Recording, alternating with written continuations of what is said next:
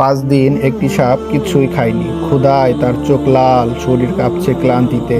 অবশেষে অনেক চেষ্টার পর এসে একটি ব্যাঙ ধরে ফেলে। সাপটি ব্যাঙটিকে গিলে ফেলতে চায়, আর তখনই উভয়ই কাঁপতে কাঁপতে দোয়া করে, হে আল্লাহ, তুমি তো পরম দয়ালু, এই হিংস্র সাপের মুখ থেকে আমাকে রক্ষা করো। অন্যদিকে সাপও চোখ বন্ধ করে আল্লাহকে ডাকে, হে প্রভু, আমি 5 দিন ধরে ক্ষুধার্ত, এই খাবারটা তুমি আমার কাছ থেকে কাইরে নিও না। সৃষ্টিকর্তা উভয়ের দোয়াই কবুল করলেন। সাপকে বললেন, তুমি ব্যাঙটাকে মুখ থেকে ছাড়বে না, আর ব্যাঙকে বললেন, তুমি নড়বে না। দুজনে স্থির। সাপ ভাবে ব্যাঙ বুঝি মরে গেছে। সে যখন একটু মুখ খুলে গিলতে যায়, ঠিক তখনই ব্যাঙটি লাফ দিয়ে পালিয়ে যায়।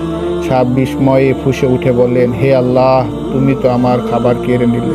আল্লাহ হেসে বললেন, তোমাকে তো আমি বলেছিলাম ব্যাঙটাকে মুখ থেকে ছাড়বে না, তুমি তো নিজেই ছেড়ে দিলে।